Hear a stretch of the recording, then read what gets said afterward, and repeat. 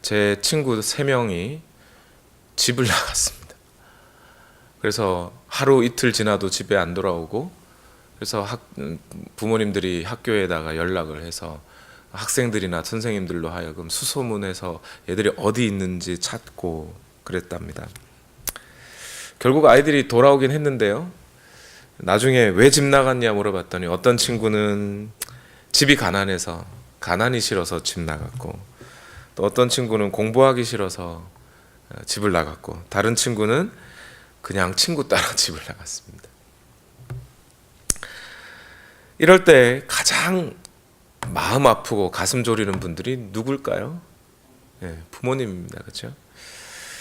집 나가면 개고생이라는데, 우리 자녀들이 집을 나가서 찬바닥에 사는 것은 아닌지, 밥을 못 먹고 있는 것은 아닌지, 또 나쁜 친구들 만나서 정말 나쁜 길로 빠져드는 것은 아닌지, 그런 오만 걱정들을 다 마음에 품고 있겠죠. 어떤 친구는 집에 돌아올 때 얼른 집에 가야 된다. 이제 선생님들이 나중에 그 친구를 발견하고서는 집에 가자 했더니, 집에 가면 아빠가 다 때려서 죽을 것 같아요. 겁나서 못 가요. 그래요. 그런데 결국 집에 갑니다. 자녀 때려 죽일 정도로 때려 죽이는 부모는 없습니다. 그런데 이런 일도 있지만 반대로 자식들이 속을 썩혀가지고 부모가 먼저 야, 우리 호적 파, 이런 경우도 있죠. 막 이제 부모님이 뭐 이렇게 뭐 예를 들면 뭐 자식이 도박에 빠졌다든지 뭐 중독에 빠졌다든지, 그걸 어떻게든 살려내기 위해서 막 이렇게 노력을 했는데 자녀가 말을 듣지 않고 막 그러면 부모님이 좀 속이 상하죠. 그래서 이제 야, 나가, 집 나가, 너 이제 나하고 자식하지 마, 이렇게 되죠.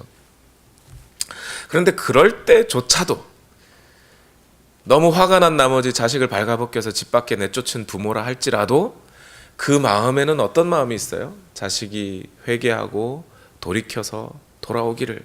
어쩌면 아버지의 마음, 어머니의 마음에는 이미 그 자식들을 받아들이기로 이미 마음에 용서하기로 작정이 돼 있을 거예요. 그것이 부모의 마음이죠. 비록 사람의 짧은 생각과 좁은 속마음을 하나님의 그 넓은 은혜와 영원한 계획에 비교할 수는 없겠지만, 그래도 우리가 이해할 수 있는 대로 우리가 하나님의 마음을, 하나님의 은혜를 우리가 이해한다면 이 부모님의 마음과 비슷하지 않을까 싶습니다. 사탄의 꾀임에 빠져서 아담과 하와가 죄를 범했고 하나님의 말씀에 거역했고, 그래서 하나님이 미리 명령하셨던 대로 너희가 이 열매를 먹는 날에는 정녕 죽으리라. 히브리어로 하면 무트 타무트, 죽고 또 죽으리라, 이렇게 되어 있어요. 그렇게 죽으리라고 명령하신 그 선언에 따라서 이제 하나님이 심판을 하십니다. 일종의 야단을 치시는 거죠. 여자에게는 어떻게 해요? 해산하는 고통이 따를 것이며, 평생에 남자를 지배하고 싶어도 남자가 너희를 지배할 것이다. 그 다음에 남자에게는 어떤 거예요? 너희가 흙 위에서 왔으니 흙으로 돌아가라. 먼지에 불과한 인생을 살게 될 것이다. 이 흙에서 흙으로 와서 흙으로 돌아가는 그런 인생을 살면서도 그 인생 중에는 뭐가요? 땀 흘리고 힘들고 애써서 죽을 고생을 해야 필경은 먹고 살게 될 것이다. 그것이 인간에게 주신 어떤 심판이었어요.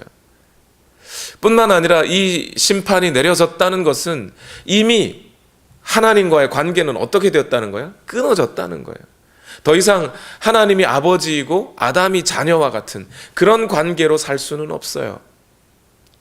인간이 먼저 하나님의 말씀을 듣지 않고 동물의 말을 들었기 때문에 하나님께 반역한 거예요. 질서가 뒤집어져 버린 거예요. 선악과를 이미 먹어버렸어요. 그러니 그 관계는 끝났어요. 그리고 하나님이 말씀하신 대로 선악과를 먹으면 죽는다고 했으니까 그 죽음의 형벌이 내려질 수밖에 없는 거예요.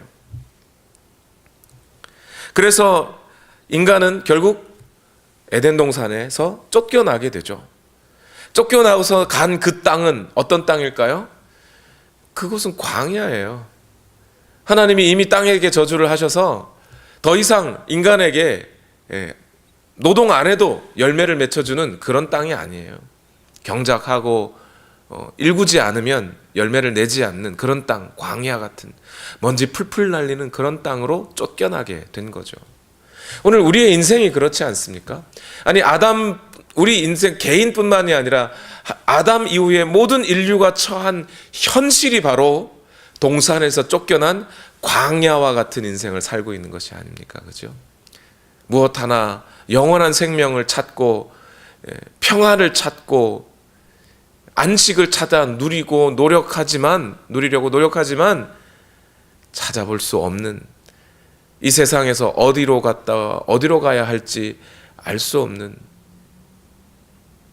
중학교 고등학교 때는 뭐하고 살아야 될지 확실하죠. 못 모르니까 야, 너 꿈이 뭐니? 대통령. 난 대통령 되고 살래. 그러나 고등학교 졸업할 때부터 이미 알죠. 나는 대통령 될 사람은 아니라는 걸 압니다. 그 다음 뭐 해야 될지 몰라요. 인생이라는 것이 그렇지 않습니까? 한국에 살아야 되냐, 미국에서 살아야 되나, 방황하는 인생을 살아야 하죠. 그러면 우리는 이 광야의 삶에서 아무런 소망도 없이 살아야 되는 겁니까? 하나님의 심판이니까 그냥 그러려니 하며 나 먼지로 돌아가겠지 하면서 그렇게 살아야 합니까? 또 소망이 있다면 우리는 어디에서 우리 인생의 소망을 찾아야 할까요? 오늘 본문에서 우리가 이 광야 같은 세상에서 살아가고 있지만 분명히 우리는 우리 인생 가운데 분명히 소망을 가질 수 있다는 것과 어디에서 그 소망을 찾아야 하는지를 분명히 밝혀주고 있습니다. 먼저 창세기 3장 20절 말씀을 읽어볼게요. 다 같이 읽겠습니다. 시작. 아담은 자기 아내의 이름을 하와라고 하였다. 그가 생명이 있는 모든 것의 어머니이기 때문이다. 아멘. 저는 이 창세기 3장 20절 말씀에서 아담이 아내에게 새 이름을 지어준 것에서 아담도 다시 동산으로 돌아올 수 있다는, 어쩌면 하나님께서 우리에게 구원을 주실 수 있다는 소망을 품었다고 보입니다. 우리 역시도 이 아담과 같이 이 광야와 같은 세상에 살고 있지만 역시 우리는 이 인생에서도 소망을 품을 수 있습니다. 먼저 이렇게 한번 질문을 드려보죠. 여러분, 아담은 죽어서 천국 갔을까요? 지옥 갔을까요? 제가 창세기 말씀을 전하면서 자주 받는 질문 중에 하나예요.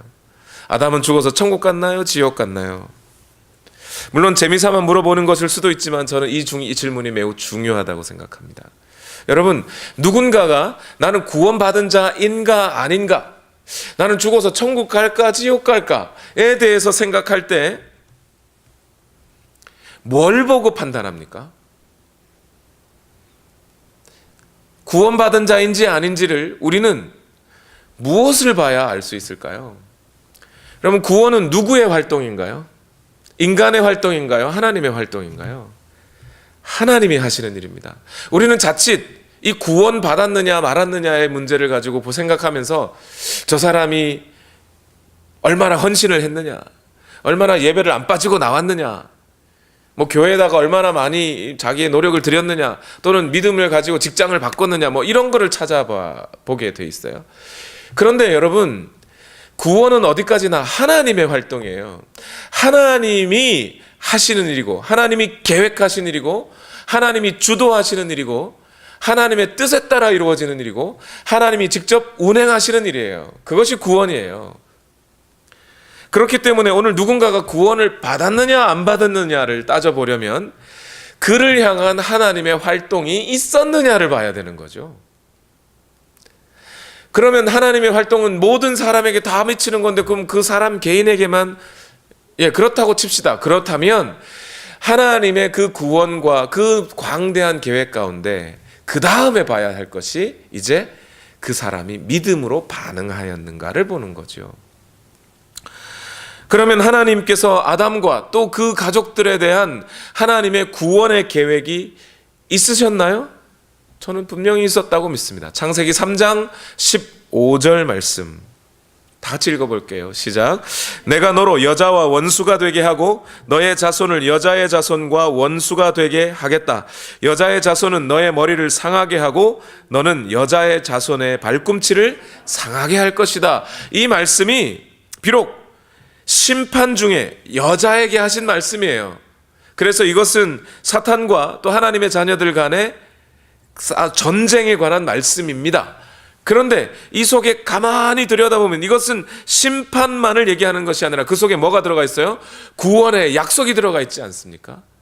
아담과 하와가 그 길로 싹 죽어서 더 이상 후손이 없다가 아니라 이 여인을 통하여 후손이 있을 것을 약속하지 않으셨나요? 그리고 그 후손들 가운데 어떤 이가 사단의 머리를 상하게 하는 그런 일들을 행해 줄 거라는 거죠. 저 원수 같은 사단을 짓밟아 줄 것이라는 거예요. 이것이 곧 구원의 약속이라는 겁니다. 그래서 아담은 이 하나님의 구원의 약속에 따라 무엇으로 반응해요? 믿음으로 반응한 거예요. 그 믿음으로 반응한 것이 뭡니까? 아내의 이름을 지어주되 뭐라고 지어줘요? 하와라고 이름을 지어주는 거예요. 하와, 이분은 뭔가요? 예, 이분은 하와와 같은 이름이에요. 같은 말인데 발음이 다를 뿐입니다. 히브리식 발음과 영국식 발음이 달라서 그런 거예요. 자, 하와와 이브는 같은 말이에요. 그런데 그 중요한 것은 그 뜻입니다. 뜻이 뭐예요? 하와의 뜻이 생명이에요. 모든 생명 있는 자들의 어머니, 즉 생명을 주는 자, life giver라는 의미가 하와라는 말의 의미예요. 아담이 어떻게 알고 하와의 이름을 그렇게 지어줬겠어요? 뭐 다른 이름을 지어줄 수도 있잖아요. 그죠? 황성지 이렇게 지어줄 수도 있는데 그렇게 안 지어주고 여인에게 뭐라고 이름을 지어줬다고? 당신은 생명을 주는 자라고 이름을 지어줬다는 거예요. 왜요? 뭐 때문에? 하나님이 그렇게 말씀하셨으니까. 분명히 이 여인을 통해 후손이 있을 거라고 하나님이 말씀하셨으니까 이 여인은 뭐가 되는 거예요? 생명을 주는 자가 되는 거예요. 라이프 기버가 되는 거예요.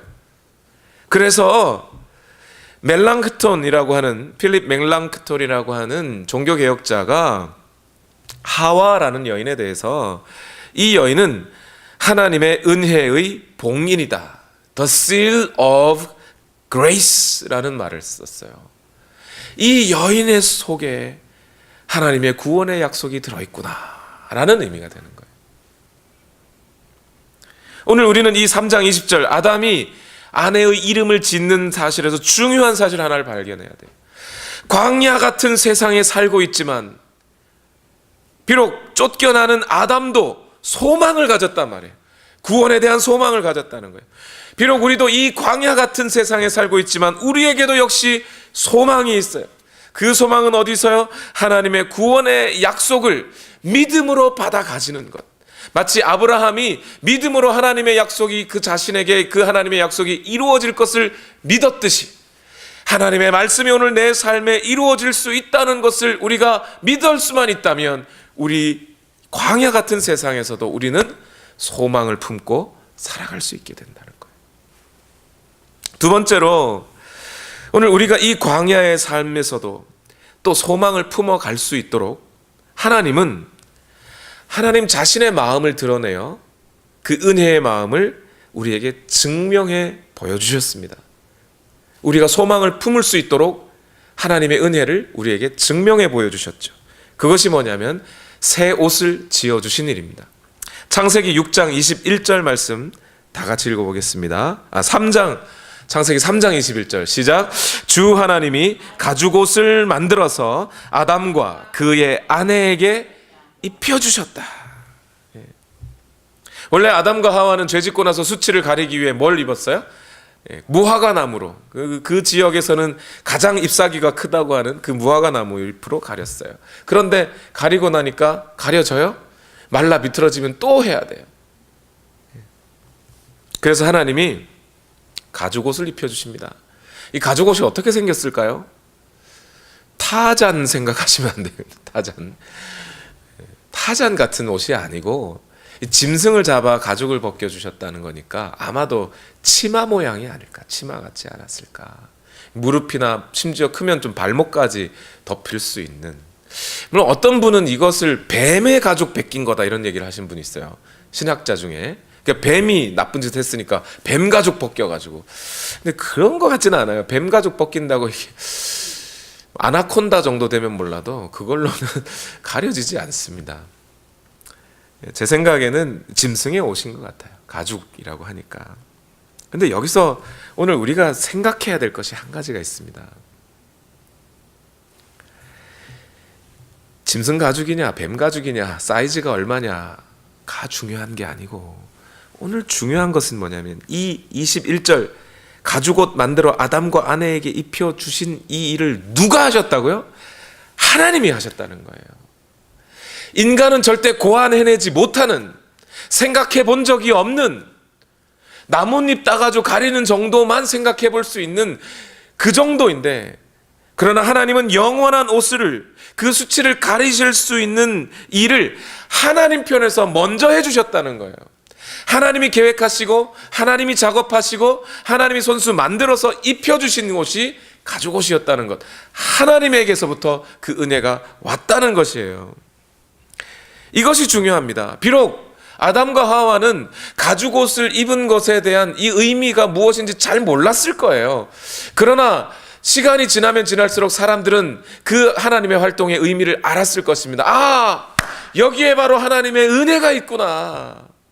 그래서 레위기 제사장들은요, 제사를 지낼 때마다 양의 가죽을 벗기면서 그 생각을 하는 거예요. 하나님이 우리에게 가죽옷을 벗겨 입혀주셨듯이 주여 저 죄인의 수치가 가려지게 하옵소서 하며 가죽을 벗기는 거예요. 양의 가죽을. 여기에 하나님의 은혜의 기초가 놓여지는 거란 말이에요. 여러분, 오늘 우리는 이 사실을 반드시 기억해야 돼요. 죄인인 우리는 이 광야 같은 세상에 우리의 힘과 우리의 노력으로는 아무런 의지도 되지 아니하고 그것으로는 우리의 수치를 가릴 수도 없고 거기에 소망을 둘 수도 없다는 거예요. 우리의 소망은 오직 하나님으로부터 오는 은혜에 소망을 두어야 한다는 거예요. 여러분, 물에 빠져서 휩쓸려 내려가면서 100원짜리 지폐를 들고 이 100원짜리 지폐가 나를 살려줄 거라고 외치는 사람을 본 적이 있어요. 여러분, 우스운 일이죠.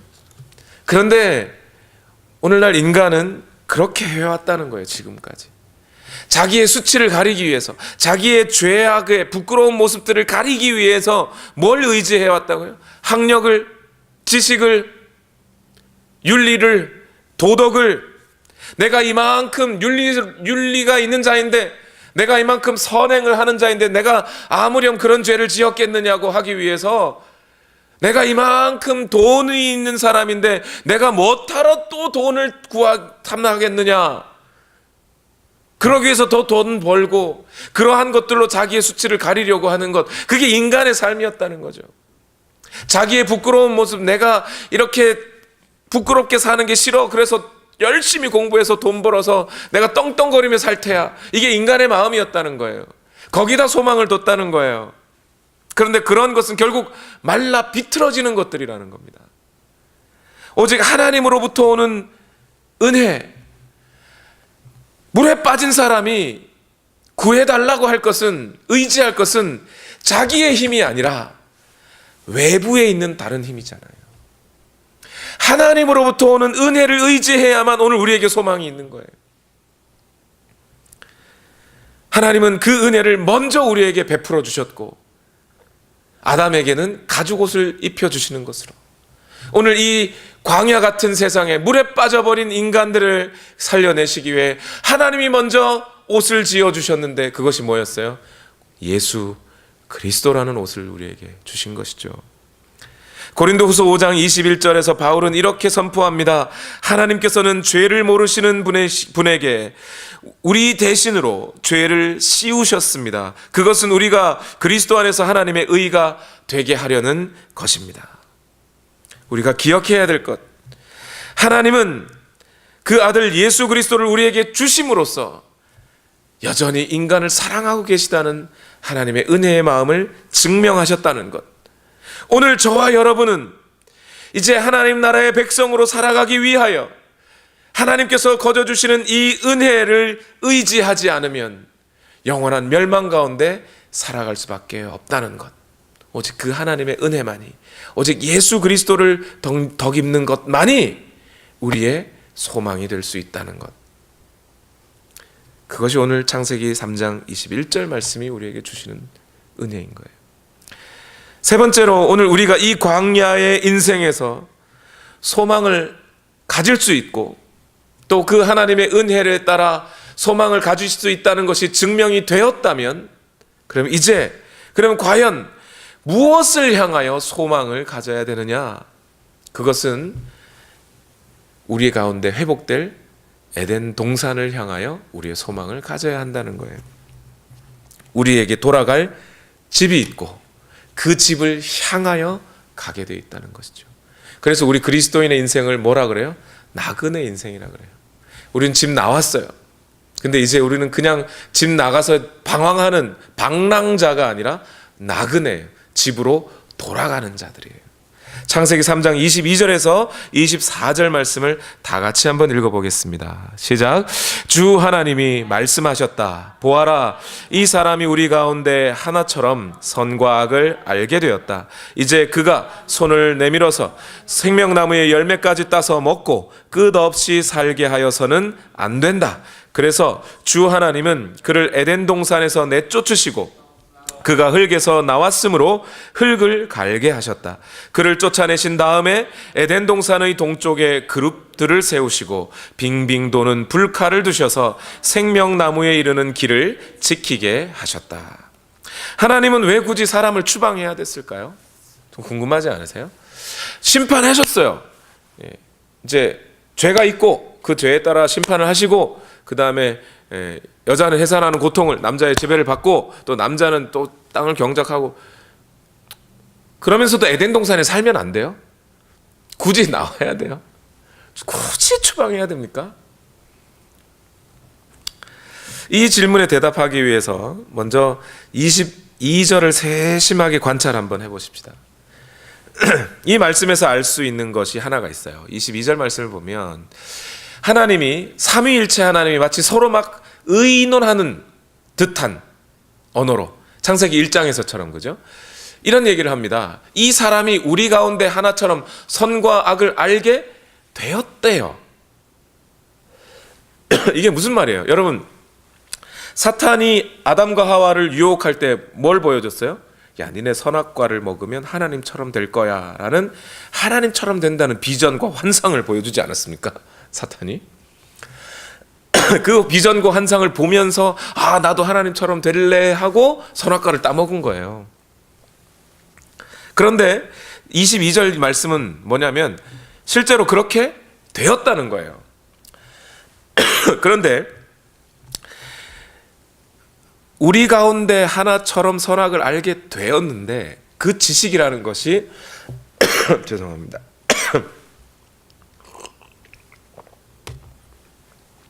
선악을 알게 된 그 지식이라는 것이 온전해요? 온전하지 않아요? 온전하지 않다는 겁니다. 문제는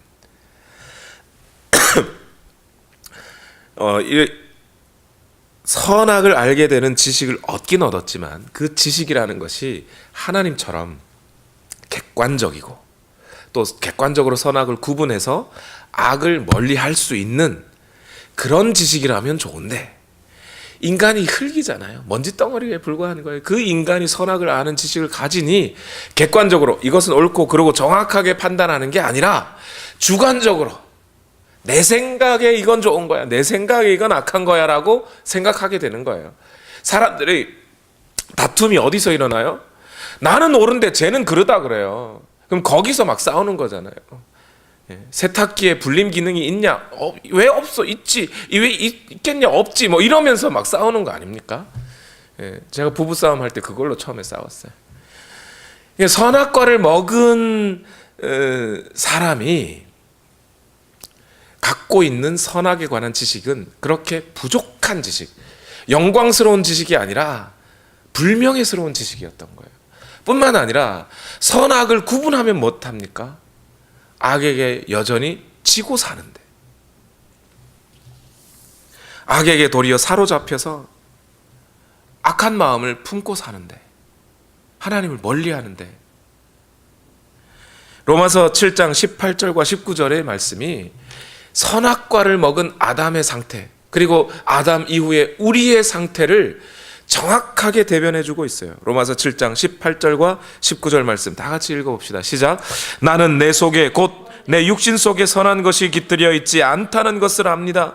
나는 선을 행하려는 의지는 있으나 그것을 실행하지는 않으니 말입니다. 나는 내가 원하는 선한 일은 하지 않고 도리어 원하지 않는 악한 일을 합니다. 선악을 구분하긴 했어요. 그런데 악에게 져서 악한 일을 하고 살아요. 선을 멀리하고 살아요. 이것이 오늘 우리의 현실이에요. 아담의 현실이기도 하지만 우리의 현실이기도 하죠. 태초에 일어났던 일들이 지금도 일어나고 있지 않습니까? 태초에 하나님을 배반하고 배역하고 일어났던 그 일들이 지금도 여전히 배교하는 일들이 있지 않나요?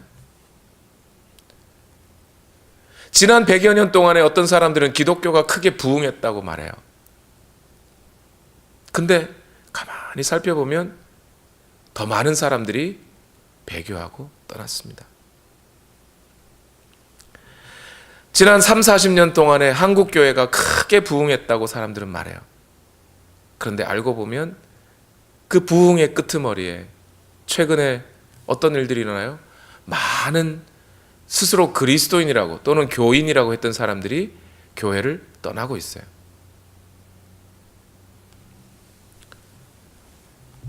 그런데 여러분, 저는 이 속에서 너무 안타까운 걸 봅니다. 예전에는 교회 안 나와요, 뭐 꼭 교회 나가야 되나요? 이렇게 할 때는 다 어떤 의미였어요? 장가 가야 하고 소도 사야 하고 농가밭에 할 일은 많아, 내 어이하리 죄송해요, 이러면서 교회를 안 나왔어요. 그런데 오늘날에는 뭐라고 말하면서 교회를 안 나와요? 교회가 타락했어요. 목사가 나빠요. 목사들이 저렇게 타락했는데 어떻게 우리가 예수님이 부끄러워서 교회 못 나가겠어요? 그래요. 맞아요. 저는 목회자들이 타락하지 않았다는 것이 아닙니다. 교회가 타락하지 않았다는 것이 아닙니다. 그러나 잘 생각해 보면 그것이 과연 하나님을 믿지 않을 만한 이유가 됩니까? 교회를 떠나야 할 이유가 됩니까?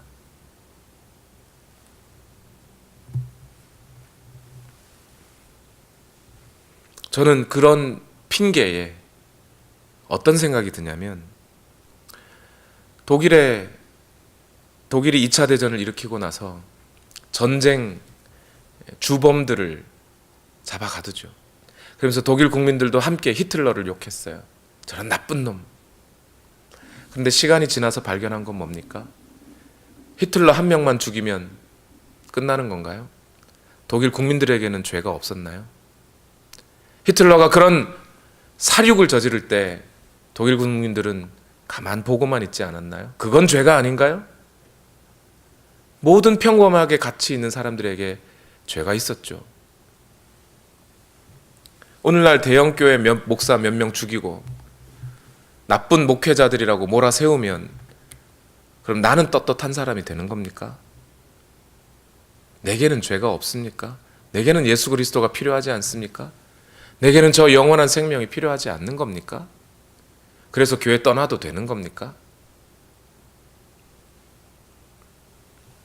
선악을 분별해서 자기가 옳다고 말하는 것 같지만 정작 그 행동을 자세히 들여다보면 그것은 결국 악에게 끌려가는 일이 아니었느냐 이 말이에요. 십계명을 보세요. 십계명은 분명히 얘기하고 있죠. 한 분 하나님을 섬겨라로 시작하여 그것이 선이라는 거예요.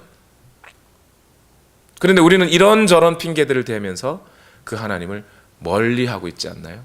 그것이 선악과를 먹은 우리 인간의 현실이에요.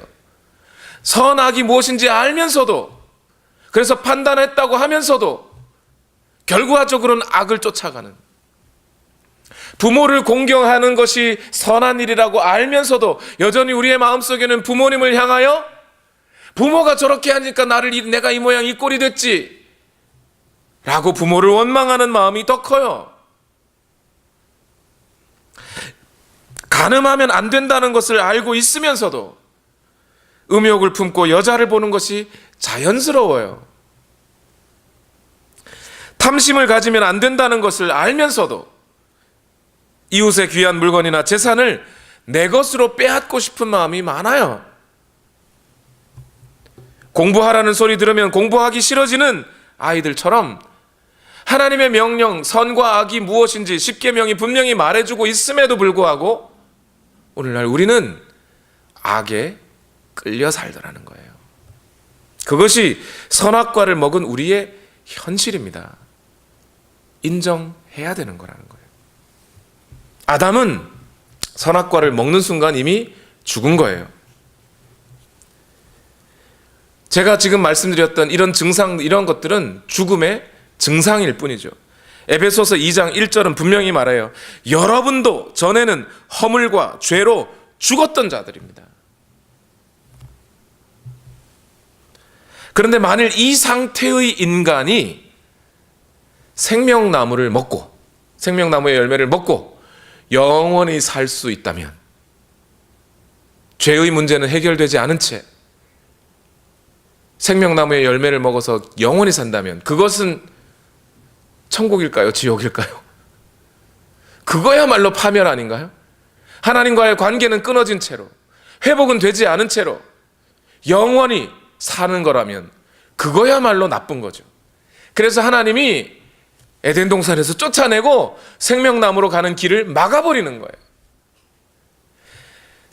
동산에서 쫓아내는 것은 매우 마음 아픈 일이지만, 그러나 그렇게 쫓아내는 것이 은혜인 거예요. 그게 맞는 거예요. 두루 도는 불칼로 동산 전체를 가르시는 것이 맞는 거라는 거예요. 그런데 저는 이 구절에서 또 하나의 은혜를 발견합니다. 하나님이 그 동산이, 에덴 동산 문이 어느 쪽으로 났어요? 동쪽으로 나 있어요. 그 동쪽 문에 뭘 세우시고? 그룹이라고 하는 천사들을 세우시고 동산 전체를 불칼로, 두루 도는 불칼로 덮으셨다 그랬어요. 근데 그게 은혜예요. 제가 볼 때는. 왜 은혜예요? 하나님이 만약 아담이 동산으로 돌아오는 것을 완전히 막으실 요량이라면 뭐 하면 돼요? 길 자체를 없애버리면 되죠. 그렇죠? 두루 도는 불칼 말고 담을 쌓아버려야죠. 근데 하나님이 담 쌓지 않으셨어요. 길을 없애버리지 않고 길은 그대로 두고 거기에 천사들을 세웠다는 거예요. 이건 뭐예요? 회복할 가능성이 있다는 거예요? 없다는 거예요?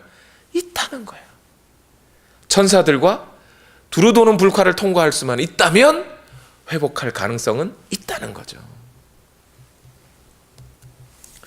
여러분, 그래서 생각해보니 아담이 동산을 떠나 살아가는 인생, 그 인생도 저는 그것조차도 은혜이지 않을까. 아담이 몇 살을 살았어요? 930년. 930년 동안 뭐 하고 살아요? 땅을 일궈야 된대요. 농사 지었다는 얘기죠. 그럼 다 농사 지어야죠. 근데 우리는 다 농사 짓지는 않잖아요. 그럼 땅을 일군다는 이 말이 무슨 의미일까요?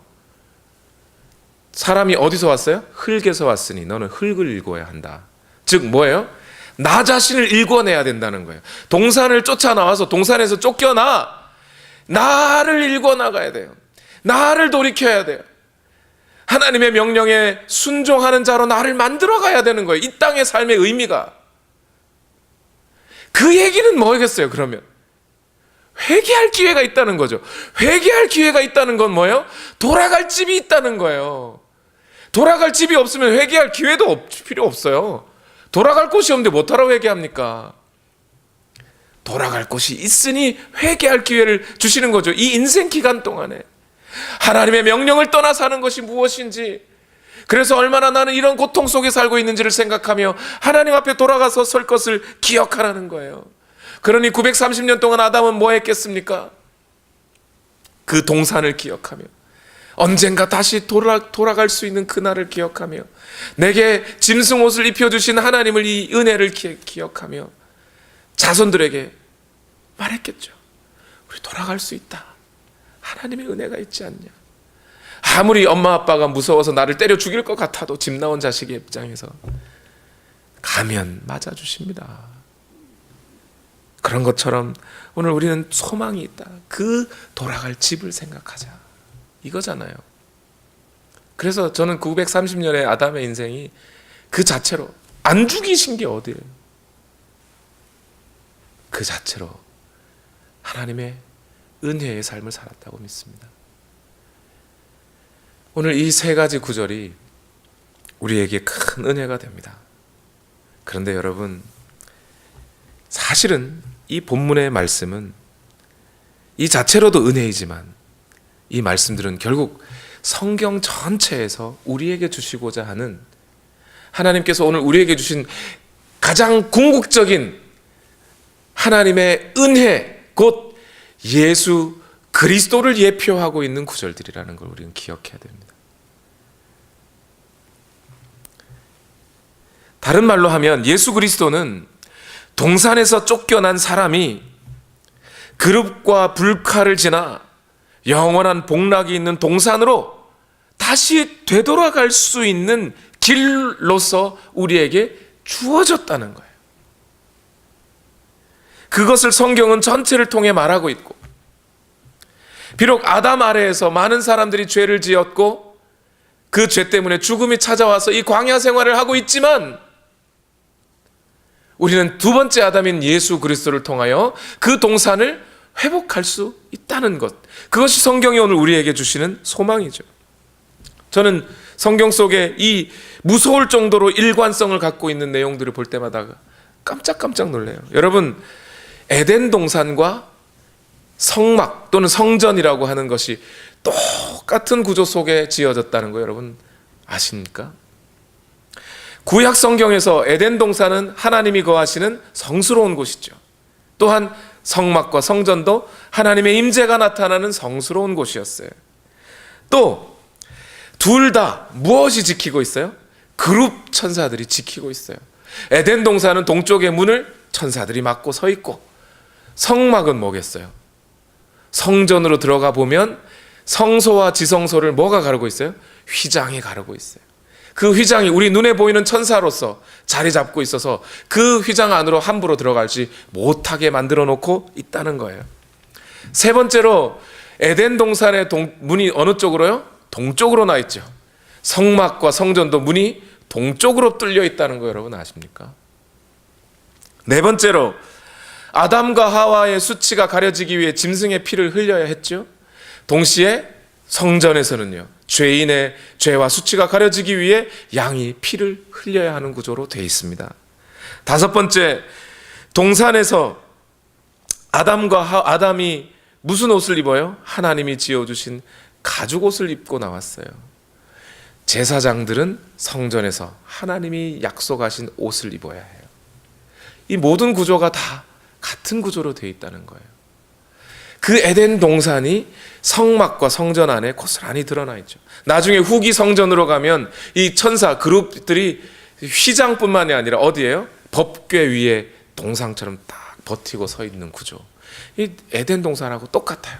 그런데 놀랍게도 요한복음에 들어오면, 신약 성경으로 들어오면 예수님이 뭐라고 말씀하십니까? 내가 성전이다.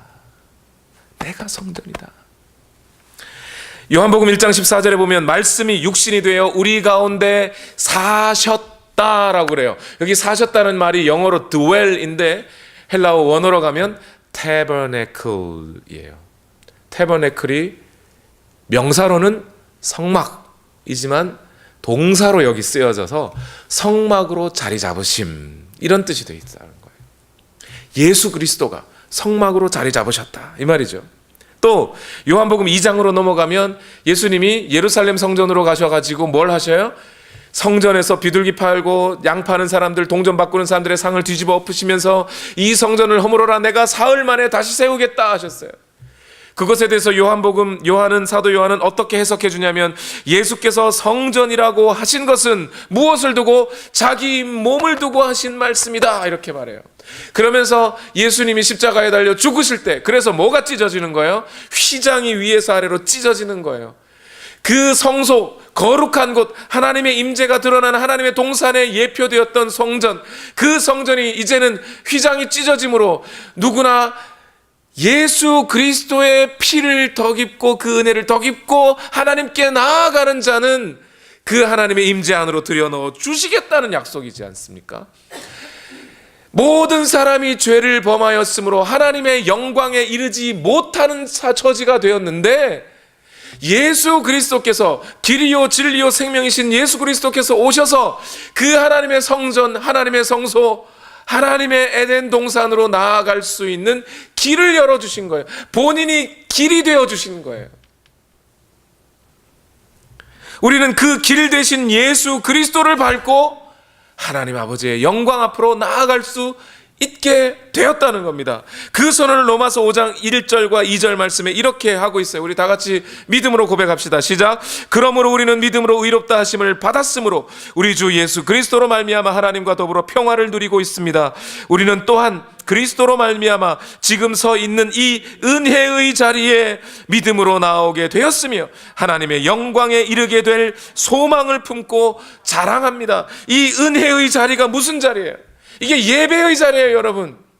우리 눈으로는 그냥 예배를 드리는 것으로 이렇게 알고 있고, 예배 뭐 갔냐 안 갔냐 이러고 있지만, 하나님께서는 우리가 그 예배를 드리는 그 자리에 우리를 하나님의 보좌 앞으로 이끄신다는 거예요. 그래서 우리는 하나님 앞에 나아갈 수 있다는 겁니다. 우리는 이 세상을 방황하며 살아가던 그런 방랑자일지 모르지만, 하나님은 우리에게 예수 그리스도를 통하여 우리를 아빠, 아버지라고 하나님을 부를 수 있는 자격을 얻은 하나님의 자녀로 만들어 주셨어요. 우리가 기도할 때마다 눈 감고 우리의 마음을 하나님 앞에 내어놓을 때마다 하나님은 그 기도에 응답하시고 귀를 기울이시게 되었다는 거예요. 이것이 오늘 우리에게 주어진 구원의 모습들이에요. 비록 우리는 아담 아래에서 죽음에 이르름으로 말미암아 이 세상을 방황하고 살아갈 수 있지만, 그러나 동시에 우리는 예수 그리스도 안에서 저 영원한, 이제 완전히 회복될 또 에덴 동산, 저 영원한 새 예루살렘 성을 향하여 시온의 대로가 열려져 있어요. 그 길을 우리는 갈 수 있게 되었습니다. 사도 요한은 그 새 예루살렘 성을 바라보면서 하나님의 계시에 따라 이렇게 증언했습니다. 우리도 믿음으로 한번 이 말씀을 읽어봅시다. 요한계시록 21장 2절에서 4절 말씀 시작. 나는 또 거룩한 도성 새 예루살렘이 남편을 위하여 단장한 신부와 같이 차리고 하나님께로부터 하늘에서 내려오는 것을 보았습니다. 그때에 나는 보좌에서 큰 음성이 울려 나오는 것을 들었습니다. 보아라, 하나님의 집이 사람들 가운데 있다. 하나님이 그들과 함께 계실 것이요 그들은 하나님의 백성이 될 것이다. 하나님이 친히 그들과 함께 계시고 그들의 눈에서 모든 눈물을 닦아주실 것이니 다시는 죽음이 없고 슬픔도 울부짖음도 고통도 없을 것이다. 이전 것들이 다 사라져버렸기 때문이다. 에덴 동산에 있었던 어떤 계획 속에 부분적으로 있었던 것들을 다 사라지고, 이 땅의 고통 속에 있었던 슬픔과 고통과 죽음이 다 사라지고, 영원한 하나님의 목표였던 새 예루살렘 성이 우리 가운데 임하게 되는 그 새 예루살렘 성에 우리는 갈 수 있게 되었어요. 거기에 이를 소망을 품을 수 있게 되었어요. 누구를 통하여? 예수 그리스도를 통하여. 그 예수 그리스도의 보혈을 덧입는 자들이, 예수 그리스도의 피와 살을 먹고 마시는 자들이 마치 에덴 동산의 생명나무의 열매를 먹는 자들처럼, 아니 오늘 우리는 아담이 그토록 바랬던 생명나무의 열매를 오늘 우리는 예수 그리스도의 살과 피로 먹고 마시고 있지 않습니까? 영생을 얻는 것이에요. 그것이. 여러분, 우리는 이 삶을 살아가고 있습니다. 여러분, 우리 인생에서 70년, 80년, 길면 100년 좀 넘게 사는 우리 인생 가운데 여러분의 소망은 어디에 두고 있습니까? 성경은 오늘 분명히 말합니다.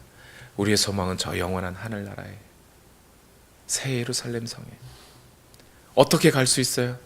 예수 그리스도의 보혈을 통하여. 예수 그리스도께서 친히 그룹들을 이겨내시고 불칼을 맞아주심으로 우리는 그 피를 덧입어서 예수 그리스도라는 옷을 입고 들어가게 되는 거예요. 오늘 그 소망을 가지고 이 땅을 살아가시는 여러분 되시길 예수님 이름으로 축원합니다. 기도하겠습니다.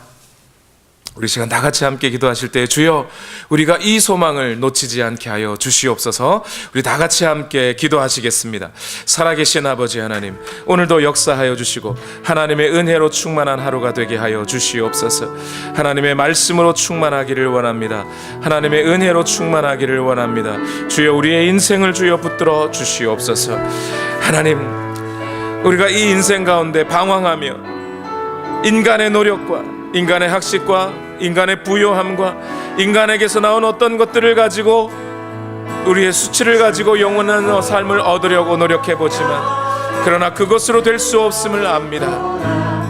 오직 예수 그리스도 이 한 길만이 하나님 앞에 나아가는 영원한 길임을 믿게 하여 주시옵소서. 그 어린 양의 매우 귀중한 피로다. 주의 보혈 능력이 또다. 주의 피 믿으오. 주의 보혈 그 어린 양의 매우 귀중한 피로다. 죄에서 자유를 얻게 함은 보혈의 능력. 주의 보혈 시험을 이기고 승리 주니 참 놀라운 능력이로다. 주의 보혈 능력이 또다. 주의 피 믿으오. 주의 보혈 그 어린 양의 매우 귀중한 피로다. 매우 귀중한 피로다. 귀중한 피로 매우 귀중한 피로다. 귀중한 피로다.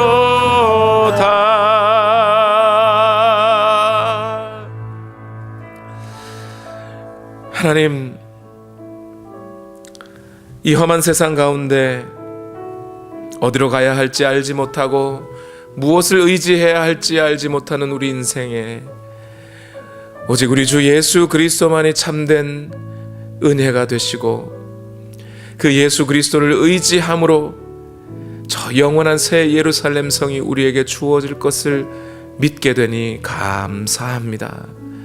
하나님, 우리는 하나님의 자녀들은 이제 더 이상 이 땅에서 방황하지 아니하고 하나님께서 약속하신 그 길을 따라 예수 그리스도를 쫓아 그 뒤를 따르는 이 길을 끝까지 가게 하여 주시옵소서. 세상은 조롱하고 세상은 멸시하고 때로 세상은 박해하지만 그러나 우리가 우리 마음속에 저 영원한 새 나라에 대한 소망을 품고 있는 한, 오직 예수 그리스도의 은혜를 의지하는 한 우리는 그 나라에 이를 것을 믿사오니 주여 우리를 인도하여 주시고 아담의 때에 쫓겨났던 그 동산이 이제 오늘 우리 중심에 회복되고 또한 저 새 예루살렘 성에서 이루어질 그날까지 변함없이 이 길을 가게 하옵소서. 이 시간 하나님 앞에 또한 예물을 올려드립니다. 너희는 먼저 그의 나라와 그의 의를 구하라. 그리하면 이 모든 것을 너희에게 더하시리라. 약속하신 약속의 말씀대로 오늘 우리는 저 영원한 하나님의 나라와 그 의를 구하며 오늘 예물을 올려드리오니 받아주시옵시고 또한 이 모든 것이 너희에게 더할 것이라고 하신 약속의 말씀 또한 이루어지게 하옵소서. 예수님의 이름으로 기도하옵나이다. 아멘. 나의 모습 나의 소유 찬송하시고 예물을 올려드립니다. 나의 모습 나의 소유 주님 앞에 모두 드립니다. 모두 모든 아픔 모든 기쁨 내 모든 눈물 받아주소서.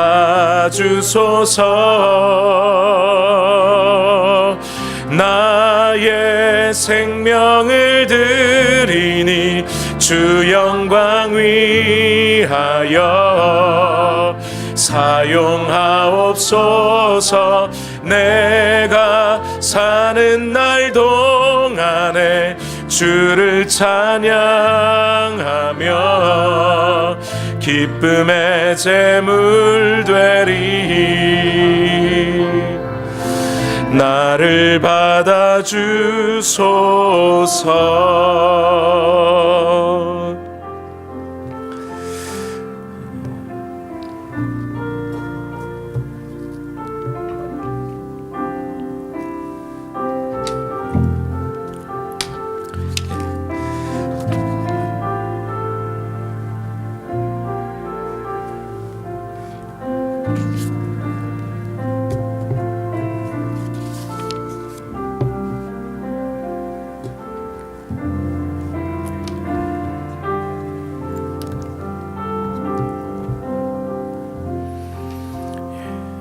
기도하겠습니다. 이제는 우리 구주 예수 그리스도의 무한하신 은혜와 하나님 아버지의 만극하신 사랑과 성령님의 교통하심이 동산을 떠나 광야에서 삶을 살고 있지만